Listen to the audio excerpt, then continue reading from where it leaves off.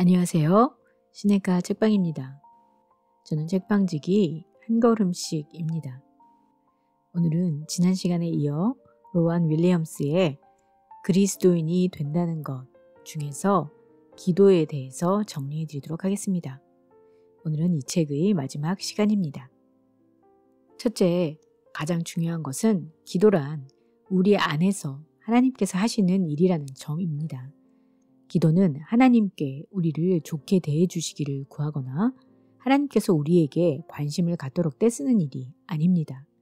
기도는 우리의 마음과 정신을 열어 아버지께 여기 제 안에 주님의 아들이 계시며 성령을 통해 기도하십니다.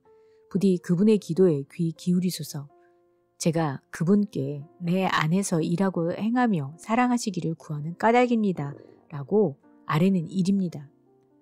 둘째, 세상에서 의롭게 사는 일과 기도가 밀접하게 연결된다고 보았습니다. 의로운 삶이란 이기심이라든가 타인에 대한 두려움, 미래에 대한 불안, 다른 사람을 희생시켜 성공하고자 하는 욕망 따위에 휘둘리지 않는 성숙한 인간이 되는 것입니다. 기도는 우리 안에서 살아 움직이는 예수의 생명입니다. 그런 까닭에 화해와 자비, 하나님의 사랑과 환영을 다른 사람들에게 값없이 베푸는 일 같은 인간됨의 특정 방식들과 기도가 철저하게 결합된다고 해도 전혀 놀라운 일이 아닙니다. 셋째, 기도할 때 우리에게 필요한 일은 신실하게 최선을 다하여 포기하지 않는 자세입니다. 지금 무슨 일이 진행되는지 확실하게 알지 못할 수도 있습니다. 내 안에서 기도가 깊어질수록 어떤 일이 이루어지는지 더욱 모르게 되기도 합니다. 당황하거나 낙담할 수도 있고 또 어떤 일도 일어나지 않는다고 끝이라고 느끼게 될지도 모릅니다. 확신이 안 서면 그대로 멈춰서서 오 하나님 속히 저를 구원하소서라고 기도하십시오.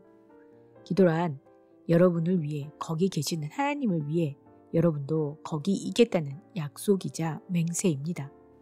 바로 여기가 그리스도인들이 기도를 시작하고 끝내는 자리입니다. 무엇보다 우리에게 필요한 것이 기도의 성숙입니다. 기도가 잘한다는 것은 단순히 삶의 한 부분에 효과가 있는 특별한 영적 기술을 손에 쥐는 것을 뜻하지 않습니다. 그것은 사도 바울이 말한 그리스도의 장성한 분량에 이르는 것을 말합니다. 그리스도께서 우리에게 가르쳐준 인간됨을 향해 자라가는 것입니다. 간단히 말해 기도가 잘하는 것은 그리스도교적 인간성이 무르익는 것입니다. 우리가 기도하는 새 방식은 하나님을 아버지로 모셔 아뢰는 것인데 이것이 바로 예수의 영이 하는 일입니다. 우리는 우리가 원하는 것을 구하지만 그분은 아버지께 아뢰면서 아버지의 사랑, 그 심연을 들여다봅니다. 다시 말해 기도란 예수께서 여러분 안에서 기도하도록 맡기는 것이요.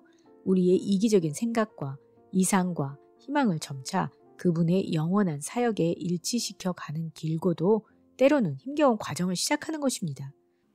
말하자면 살아생전에 그리고 돌아가시기 전날 밤 고통과 고뇌가 극에 달했던 그 순간에도 자신의 인간적인 두려움과 희망, 열망, 감정들을 아버지를 향한 사랑으로 감당하고 아버지와의 영원한 관계 안에 품었던 예수를 본받는 것이 기도입니다. 주님의 기도를 출발점으로 삼아서 기도에 관해 가르친 3명의 스승에 대해서 다루고 있는데요. 첫 번째는 오리게네스로 우리의 삶 전체가 우리 아버지라고 기도한다라고 말하고 있습니다. 그는 학자였을 뿐만 아니라 자신의 삶과 죽음으로 십자가를 진 증인이었습니다. 우리가 구하려는 것이 무엇인지 하나님께서 아신다면 왜 번거롭게 기도해야 하는가? 라는 질문에 대해서 하나님께서는 우리가 말하고 행하려는 것이 무엇인지 당연히 아시지만 우리가 그리 하기로 결심한 것들을 통해 당신의 목적을 이루시기로 작정하셨습니다. 그래서 하나님께서는 어떤 일을 일으키거나 치유나 화해를 이루거나 세상을 좀 더 나은 곳으로 바꾸려고 하실 경우 여러분의 기도가 그 일을 일으키는 일련의 원인에 포함되도록 선택하십니다. 그러니 여러분은 최선을 다해 기도해야 합니다. 여러분과 여러분의 기도는 하나님께서 큰 목적을 두고 이루어 가시는 일의 한 부분이 되는 까닭입니다. 우리가 기도할 때 찬양으로 시작해야 한다라고 말하면서 찬양이란 하나님이 왜 중요한 분인지를 그분께 고백하는 것인데 그 사실을 아는 것이 하나님께는 아니더라도 우리에게는 필요하기 때문입니다. 그리고 감사로 기도를 끝내야 한다고 말합니다. 우리가 기도한다는 것은 곧 예수의 뜻과 행위를 품은 사람이 될 수 있다는 것을 의미합니다. 그런데 이것은 오리게네스에 따르면 우리가 기도할 때 누구나 제사장이라는 뜻입니다. 예수께서 세상의 고난과 슬픔을 하나님께로 가져갔듯이 우리도 기도하고 그분의 행위에 참여함으로써 제사장의 일을 수행하고 이 세상의 고통과 곤경을 하나님의 마음 한가운데로 가져갑니다. 그러므로 우리는 기도할 때 제사장이신 예수의 모습을 지니게 됩니다.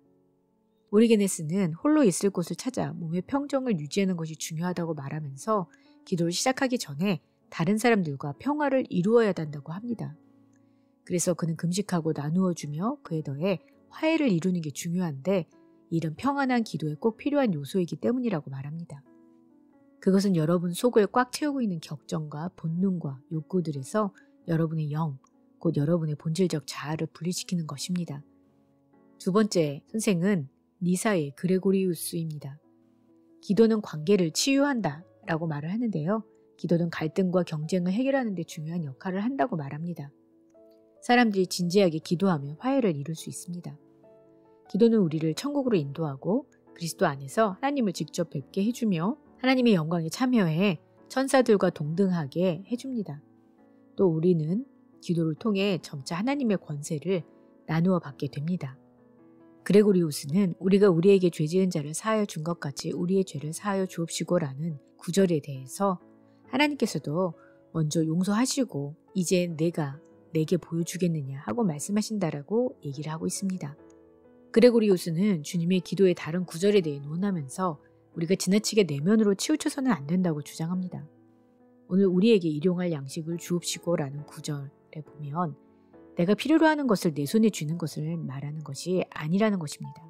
하늘에서 내려 세상에 생명을 주는 떡은 모든 사람을 위한 양식이기 때문입니다. 내가 부유하기 때문에 가난하게 되는 사람이 아무도 없을 때에야 내 일용할 양식을 받는 것이 됩니다. 따라서 화해와 정의를 위해 일하겠다는 결의는 주님의 기도를 실천하는 삶의 본질적 요소가 됩니다. 요하네스 카시아누스를 통해서는 오 하나님 속히 저를 구원하소서라고 얘기를 하고 있습니다.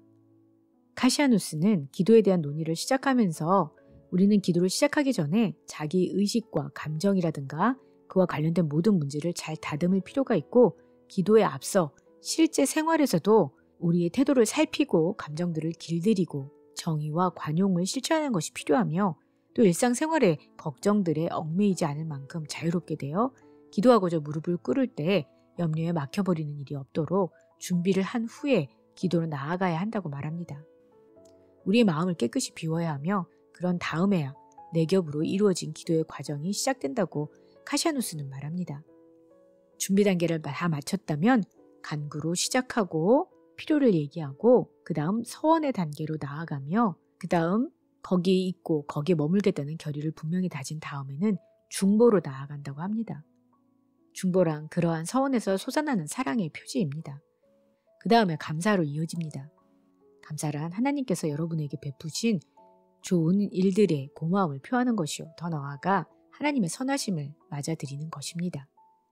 카시아누스는 자주 간단하게 기도하라고 말하면서 기도를 꾸준히 해서 몸에 배도록 하라고 얘기합니다. 또 여러분이 잘하고 있다는 만족감을 채우기 위해 기도 시간을 늘리려고 애쓰지 말라는 것을 뜻합니다.